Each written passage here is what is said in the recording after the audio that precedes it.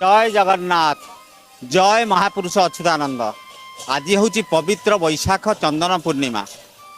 आज भली पवित्र दिन रे आपण माने महापुरुषों पीठरे परिलक्षित करुथिबे ओडिशार कोण अनुकोण भक्त श्रद्धालु भक्त मानकर आज प्रभु दिव्य दर्शन महाप्रभु अच्युतंकर करुचंती। तेणु से तो स्वयं जगन्नाथ से जो जगन्नाथ मूर्ति नीलाचल स्थित से जगन्नाथ मूर्ति पद्म मन उदित। तेणु से द्वितीय श्रीक्षेत्र एवं उत्कलर गुप्त वृंदावनर अधिष्ठात्र देवता प्रभु अच्युतानंद पाखरे आज चंदन पूर्णिमा बहु आडंबर सहित पालन करा जाउची। एवं से भविष्यत द्रष्टा से पूर्ण ब्रह्म से महाब्रह्म प्रभु अच्युत 550 वर्ष तले लिखि जाइथिबा मालिका आज अक्षर अक्षर सत होउची। एवं महापुरुष मध्य कहिसंती आगकू विभिन्न प्रकार विपत्ति मान आसीबो।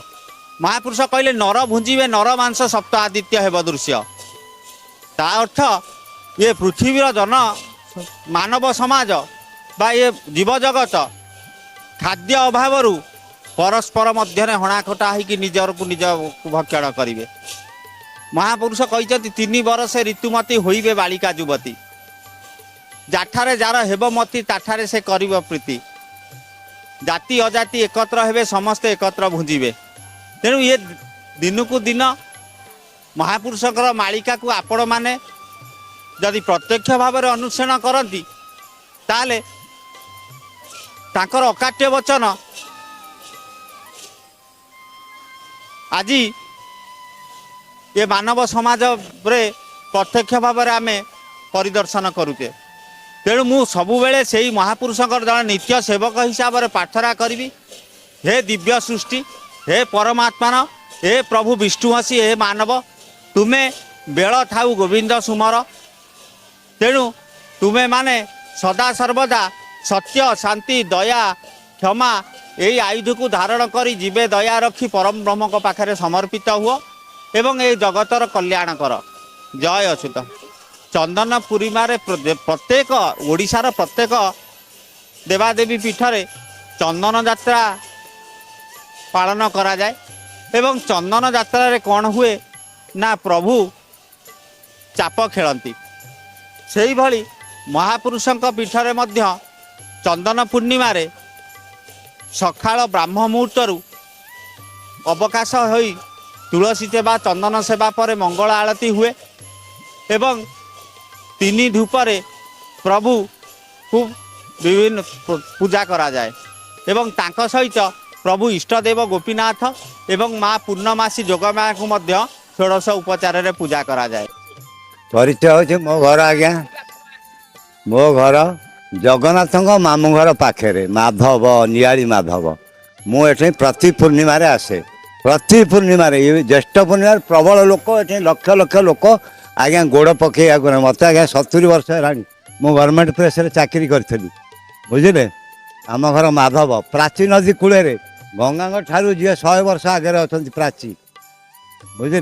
मुझे प्रति पूर्णिमा पूर्णिमा आसे एवं प्रसाद ये सेवन करे। एबे जो पंचसखा ध्यान करुले ध्यान कूद से बाटे मु जीवी घर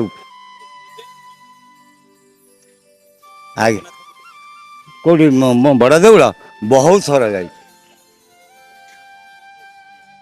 आज्ञा सेठकार महात्मा सेठ तो सब भगवान ये भगवान सांग द्वापर जुगे जी सुदामा कली जुगे से अच्युत तृतीया जुगे से नल जे कि पत्थर पकेले भाषुला एका जिनस आज्ञा एठे भी शांति सेठे भी शांति। आज्ञा देखु मत 70 वर्ष है मु खरा कौन जापर माधव ठारू आसी 120 किलोमीटर एठू खरा कौन मुझे जापारूना बुझे। मु रिटायर्ड कले 10 वर्ष है गवर्नमेंट पैसा चाकरी करी बुझे आज्ञा। आमतिया पीठ ये पीठ को आज्ञा ये मत नहीं आउची मु कौन आउची मत ये टाणी आणुची आज्ञा भारी आनंद लगे। ଭାରି ମୋ ସଂସାର ଭୁଲିଯାଏ ଆଜ୍ଞା। ମୋର 4ଟା ଝିଅ, ଗୋଟିଏ ପୁଅ ଏଇ ହର୍ବାଲ ଲାଇଫରେ ଅଛି ନିମାପଡ଼ାରେ, ବୁଝିଲେ। ମୁଁ ପୁରା ଭୁଲିଯାଏ, ମୋ ସଂସାର ଭୁଲିଯାଏ। ପେନସନ ଭଗବାନଙ୍କ ଦୟାରୁ 20,000 ପାଉଛି। ମୋ ପୁଅ 5 ଲକ୍ଷ ପାଉଛି, କିନ୍ତୁ ମୁଁ ସେ 5 ଲକ୍ଷ ଗୁଲିମାର ମୋର ଏଇ ହେଉଛି ସବୁ, ବୁଝିଲେ। ଏଇ ଅଛୁତ ହଉଛି ମୋର ସବୁ। ଯୁଆଡେ ବାହାରେ ଆରି ନା କହିକି ମୁଁ ବାହାରେ ପ୍ରଭୁ ଅଛୁତ ରକ୍ଷା କରିବୁ ବାଟରେ। କିଛି ବିପଦ ମତେ ଆସିନାହିଁ। ଏତେ ବିଶ୍ୱାସ ରହିଛି। ରାତି 2ଟାରୁ ଉଠେଇ ମୁଁ ଯାଇଛି ମାଧବ, ନିଆଳି ମାଧବ, ରାତି 2ଟାରୁ ଯାଇଛି। ମତେ ଠାକୁର ନେଇ ପହଞ୍ଚେଇଛନ୍ତି। ଚୋର ଖଣ୍ଟ ଡକାୟତ ଭୂତ ପ୍ରେତ କିଛି ନାହିଁ, ମତେ ଠାକୁର ନେଇ ପହଞ୍ଚେଇଛନ୍ତି। ଏ ପୀଠର ମହାତ୍ମା ଅଛି। ତାଙ୍କର କରିଛନ୍ତି ସେ ପ୍ରଭୁ ତାଙ୍କ କତି ଆଳତି ହଉଛି ମହାପୁରୁଷ ହେଇଛନ୍ତି ଆଉ। ନାଇଁ ଆଗ ଆସିଥିଲେ ଇଆଡେ ଥରେ ଆଇଥିଲି ବୁଲିବାଲି ଯାଇଥିଲି।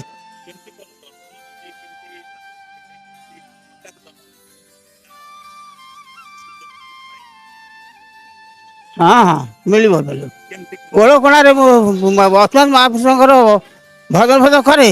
ଆଉ ତା ବାଦେ ମୁଁ ଗୁରୁଧର୍ମ ନେଇଛି ତାଙ୍କର ଠାକୁରଙ୍କର ଗୁରୁଧର୍ମ ନେଇଛି 19 ବର୍ଷ ଦିନରୁ।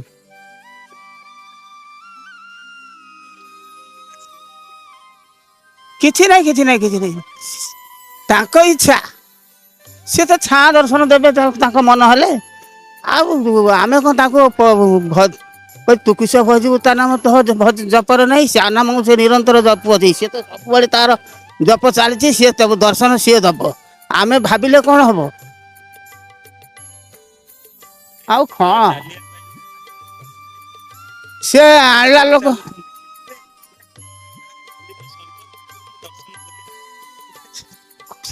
ଖୁସି ଲାଗିବନି।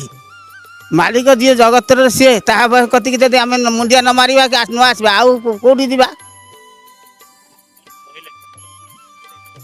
କିଛି ନାଇଁ କାମନା ନାହିଁ, ନିଷ୍କାମନା। ଦ୍ୱାପର ଯୁଗରେ କୃଷ୍ଣ ଅବତାରରେ ଗୋପୀ ମାନେ ସେ କହିଲେ ଆମେ ତ ଆପଣଙ୍କ କତିରେ ସବୁବେଳେ, ଆମେ ମାଗିବୁ କଣ? କିଛି ମାଗିବା କଥା ନାହିଁ, ତାଙ୍କ ଇଚ୍ଛା। ଆମ ପୁଅ ଟିକେ ଛୋଟବେଳୁ ଦେଇ ଦେଇଥିଲୁ, ସେଥିପାଇଁ କି ଆମେ ପାଇଁ ଆସିଛୁ ତ ନେଇଛୁ। ବିଶ୍ୱାସ ଭଗବାନଙ୍କର ବିଶ୍ୱାସ ଅଛି ବୋଲି ଦେଖନ୍ତୁ କେତେ ଭକ୍ତ କାହିଁ ମାନେ ବାଟରୁ ଆସୁଛନ୍ତି। ତେଣୁ ବିଶ୍ୱାସ ମିଳନ୍ତି ହରି ତର୍କେ ବହୁ ଦୂର।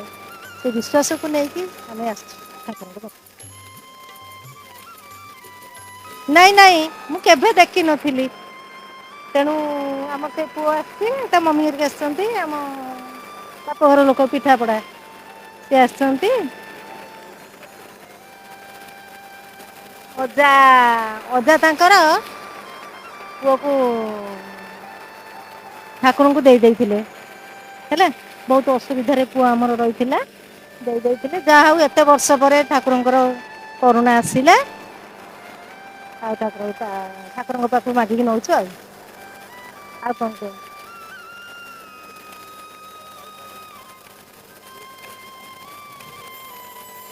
ବହୁତ ଦିନର ଆଶା ଥିଲା।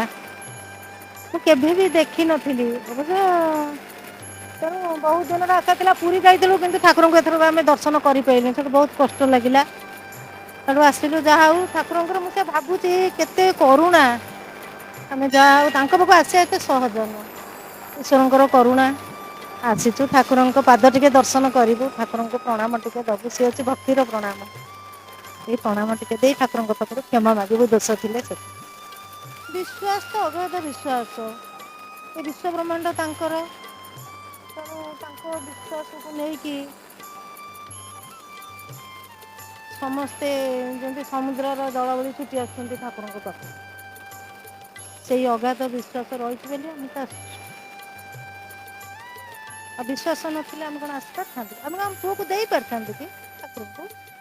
ନା, ଭଗବାନଙ୍କ ଉପରେ ବିଶ୍ୱାସ ଅଛି। ପ୍ରକୃତିଟା ତାଙ୍କରି, ସୃଷ୍ଟି କରିଛନ୍ତି ସିଏ। ତାଙ୍କ ନିର୍ଦ୍ଦେଶରେ ଆମେ ଚାଲିଛେ। ଆମର କିଛି ନାହିଁ। ଗୋଟେ ପାଦ ପକେଇ ଆଉ ଗୋଟେ ପାଦ ପକେଇଲା ବେଳକୁ ଆମ ହାତରେ କିଛି ନାହିଁ।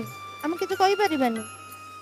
ସ୍ୱର ତାଙ୍କର, ମନ ବି ତାଙ୍କର, ଆତ୍ମା ବି ତାଙ୍କର। ସିଏ ତ ସବୁରି ବିଦ୍ୟମାନ, ସବୁରି ଭିତରେ ସେଇ ପ୍ରଭୁ ବିଦ୍ୟମାନ। ସେଇ ପ୍ରଭୁଙ୍କ ଆଶ୍ରା ରହିଥାଉ, ପ୍ରଭୁଙ୍କ କୃପା ରହିଥାଉ।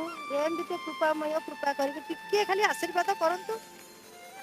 ପ୍ରଣାମ କରିବୁ ଆସିକି କେବେ ଫେର ପ୍ରଭୁଙ୍କର ଡାକରା ପଡ଼ିବ ପ୍ରଭୁ ହିଁ ଜାଣନ୍ତି। ଆମେ ମୋ ନାଁ ପବିତ୍ର, ମୁଁ କେନ୍ଦ୍ରାପଡ଼ା ଡିଷ୍ଟ୍ରିକ୍ଟରୁ ଆସିଛି। ନାଇଁ ମୁଁ ଆଗରୁ ଆସିଥିଲି, ବହୁତ ଭଲ ଲାଗେ ପୀଠକୁ ଆସିକି। ଆଗରୁ ଥରେ ଆସିଥିଲି, ଏ ମୋର ଦ୍ୱିତୀୟ ଥର।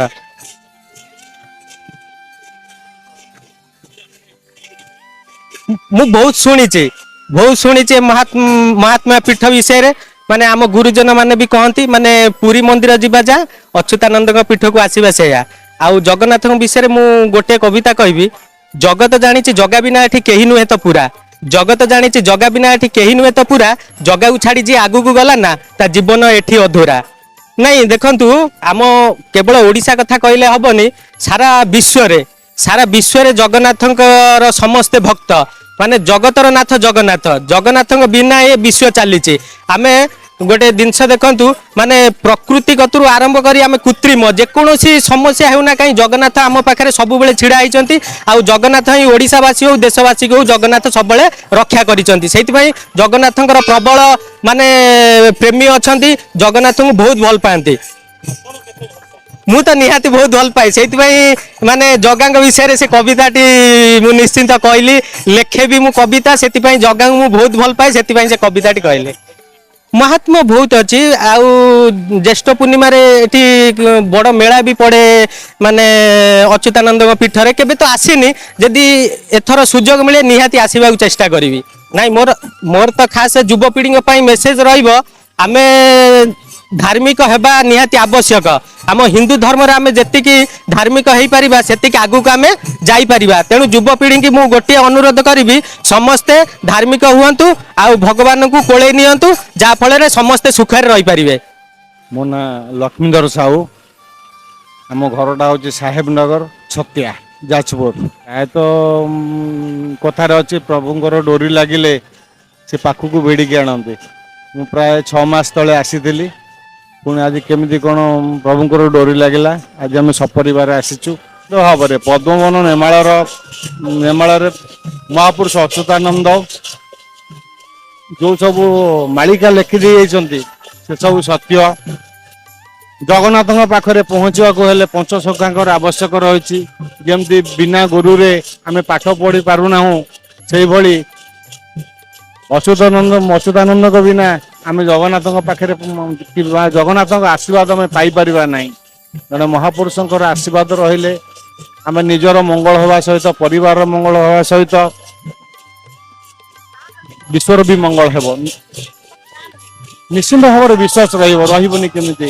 କାହିଁକିନା କଥାରେ ଅଚ୍ୟୁତାନନ୍ଦ ଲେଖିଦେଇ ଯାଇଛନ୍ତି, ପର୍ବତ ଶିଖରେ ଫୁଟିବ କଇଁ, ଅଚ୍ୟୁତ ବଚନ କେବେ ମିଥ୍ୟା ନୁହଁ।